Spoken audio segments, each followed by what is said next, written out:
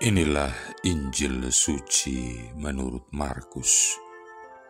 Sesudah memberi makan 5.000 orang, Yesus segera memerintahkan murid-muridnya naik ke perahu dan berangkat lebih dulu ke seberang ke Betsaida. Sementara itu ia menyuruh orang banyak pulang. Setelah berpisah dari mereka, Yesus pergi ke bukit untuk berdoa. Ketika hari sudah malam, perahu itu sudah di tengah danau, sedang Yesus tinggal sendirian di darat. Ketika melihat betapa payahnya para murid mendayung karena angin sakal, maka kira-kira jam 3 malam, Yesus datang kepada mereka berjalan di atas air, dan ia hendak melewati mereka. Ketika melihat dia berjalan di atas air, mereka mengira bahwa ia adalah hantu, lalu mereka berteriak-teriak, sebab mereka semua melihatnya dan sangat terkejut. Tetapi segera Yesus berkata kepada mereka, "Tenanglah, aku ini, jangan takut." Lalu Yesus naik ke perahu mendapatkan mereka, dan angin pun redalah.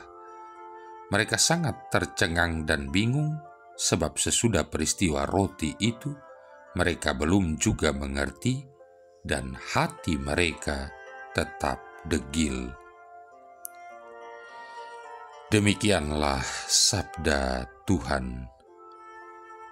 Saudara-saudari yang terkasih, kasih adalah salah satu keutamaan Kristiani, serentak sikap yang sangat mengagumkan. Ia melenyapkan ketakutan, ia mengalahkan kedustaan. Kasih tidak memikirkan diri sendiri. Ia memberi energi untuk melayani orang lain.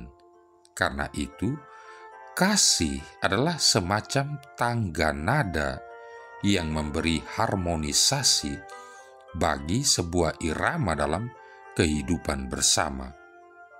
Kasih memberi warna, kasih memberi keindahan dan keharmonisan. Kasih memberi karakter. Dalam bacaan-bacaan suci hari ini, kita diajak untuk merenungkan bagaimana sebuah relasi yang ideal antara Allah dan manusia yang kental diwarnai oleh kasih. Surat Yohanes yang pertama melukiskan dengan sangat menarik mengenai karakter kasih. Kasih berasal dari Allah. Setiap orang yang mengasihi lahir dari Allah dan mengenal Allah.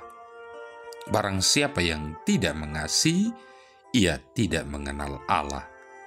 Kita mengasihi karena Allah terlebih dahulu mengasihi kita.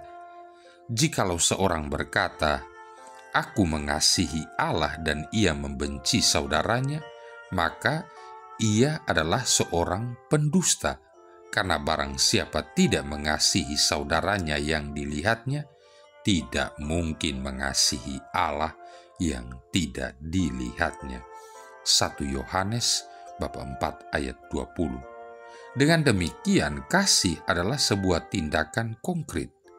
Kasih bukan rekonstruksi gagasan yang menarik. Kasih bukan rangkaian kata-kata menarik dalam homili, khotbah, atau sambutan. Kasih juga bukan ide-ide yang cemerlang. Kasih adalah sikap yang bisa diindrai. Ia tampak dalam tindakan. Ia tidak terpenjara dalam kata-kata dan gagasan-gagasan yang menarik.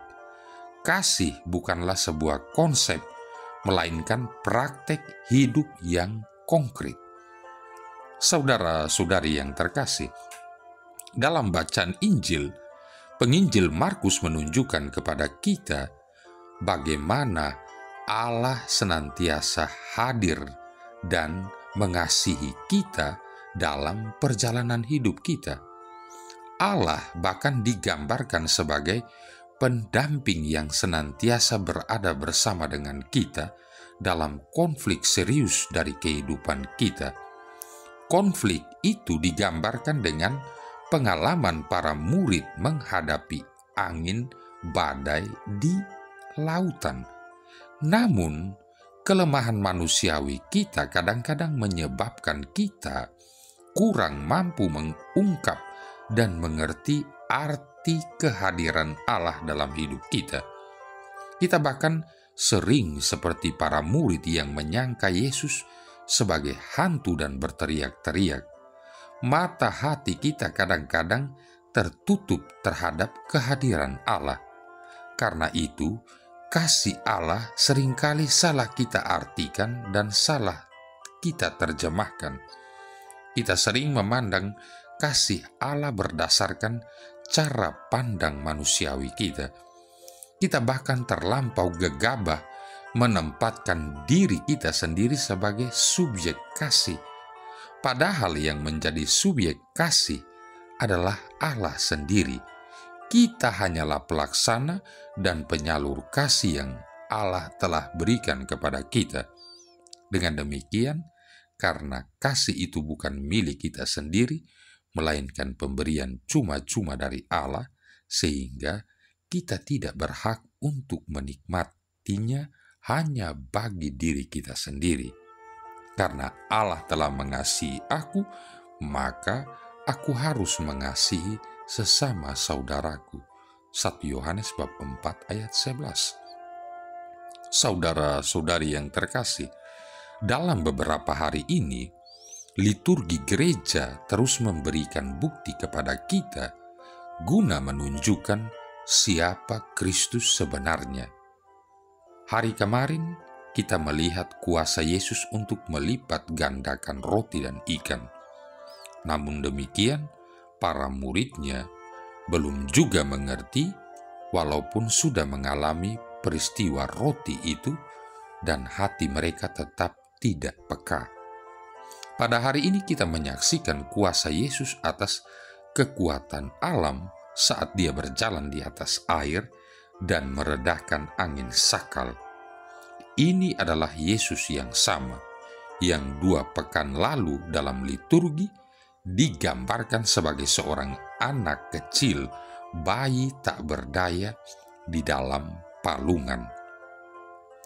Berjalan di atas air yang dilakukan oleh Yesus dalam peristiwa ini bukanlah sekedar suatu pertunjukan kekuasaan, show of power. Perjanjian Lama memandang berjalan di atas air sebagai suatu fungsi ilahi. Dalam kitab Ayub misalnya, Ayub mendeklarasikan bahwa Allah seorang diri membentangkan langit dan melangkah di atas gelombang-gelombang laut. Ayub bab 9 ayat 8. Dengan berjalan di atas air, Yesus menunjukkan bahwa Dia adalah Allah. Manifestasi ini dipertinggi atau ditingkatkan dengan pernyataan Markus yang penuh misteri. Ia hendak melewati mereka. Markus bab 6 ayat 48. Ketika Yahweh menyatakan kemuliaannya kepada Musa, Dia pertama-tama melewatinya sehingga Musa hanya dapat melihat Dia dari belakang, dan Musa pun selamat karena tidak ada orang yang melihat Yahweh dapat hidup. Lihat Keluaran bab 33 ayat 19-23. Akan tetapi kepada para muridnya, Yesus menunjukkan wajahnya.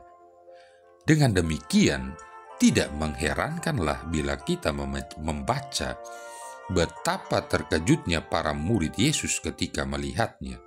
Mereka berteriak-teriak ketakutan karena mengira Dia hantu. Kata-kata Yesus kepada mereka sangat menyejukkan dan membuat tenang. Tenanglah, inilah aku, jangan takut. Yesus membawa pesan yang sama kepada semua orang yang sedang dikuasai oleh rasa takut. ketika kita dilanda rasa takut, apakah kita berpaling kepada Yesus dan memperkenankan Dia menghibur kita? Bayi Yesus dalam palungan di Betlehem tidak berakhir di situ, karena selanjutnya kita dipimpin kepada perwahyuan yang lebih besar sepanjang kehidupan Yesus, kematiannya, dan kebangkitannya.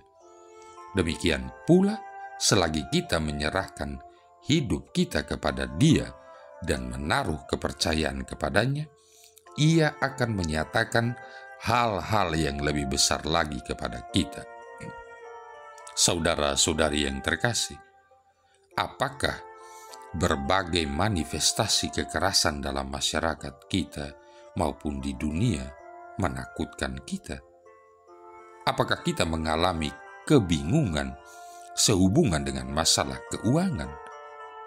Apakah kesehatan tubuh kita merupakan masalah yang serius akhir-akhir ini?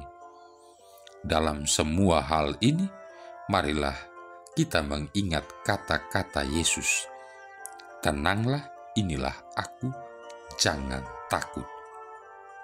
Mengomentari Yesus yang berjalan di atas air, Santo Agustinus dari Hippo yang hidup tahun 354-430 menulis demikian, "Dia datang melangkahi ombak-ombak.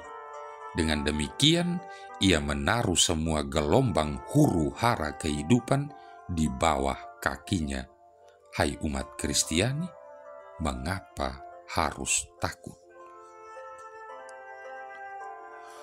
Marilah berdoa.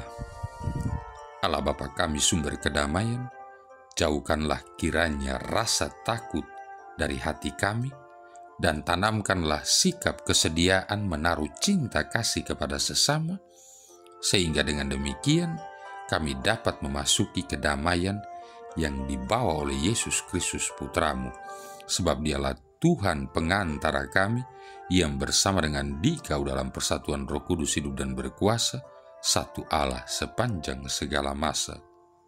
Tuhan memberkati kita sekalian, Bapa, Putra, dan Roh Kudus.